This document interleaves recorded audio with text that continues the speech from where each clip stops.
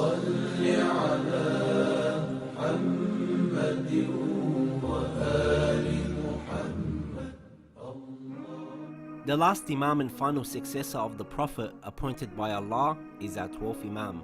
His name is Muhammad, but he is known by many titles including Al-Hujjah, the proof of Allah, and the most popular is Al Mahdi, the one guided by Allah.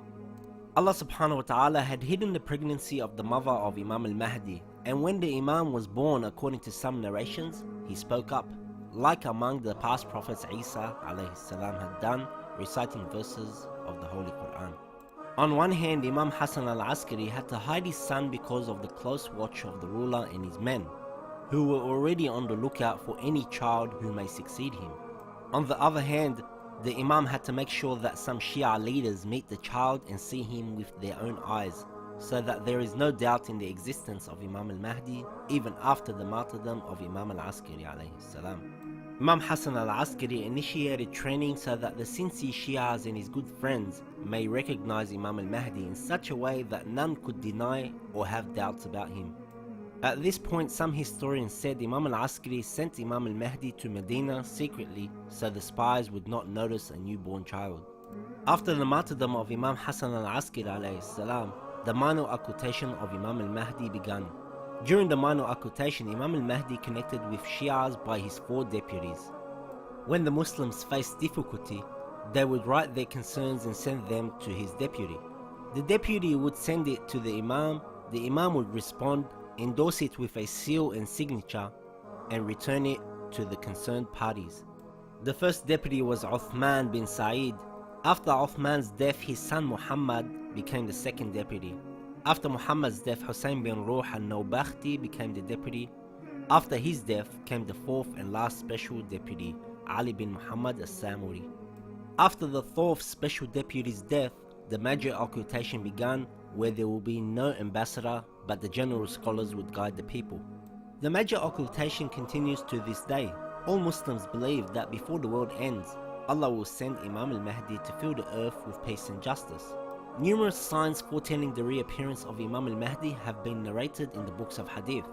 Many of these signs are general in nature and talk about a world filled with injustices such as open disbelief in Allah, widespread adultery, widespread drinking of alcohol, disobedience and disrespect of parents, the taking and giving of interest freely, the use of music and intoxicants, obsession with the world and excessive materialism, the lack of any sense of shame or modesty, the inability to distinguish good from bad and right from wrong, the rule of oppressors and the righteous being weak in power, and so on.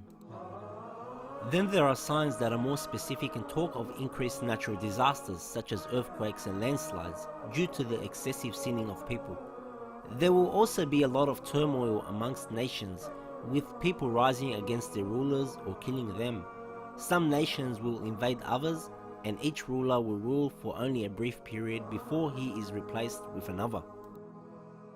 Then there are some signs of the coming of the Mahdi that are regarded as definite signs, and the Ahlul Bayt told us not to expect Imam al-Mahdi until these signs have appeared, such as the Sufyani.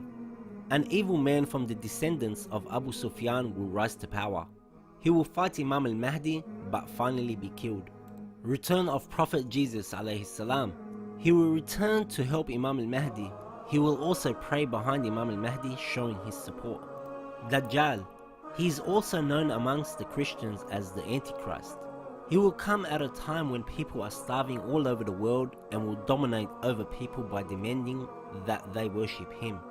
Some have said Dajjal is a system, misguiding and deceiving people, and etc.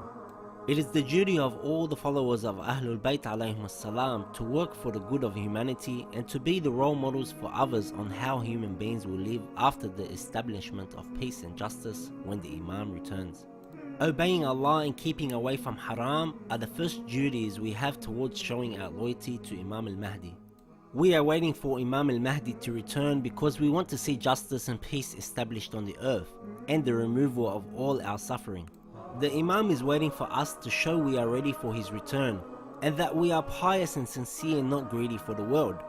The Imam will only return when Allah wills it. And that will happen when we are ready to follow the Imam sincerely. اللهم صل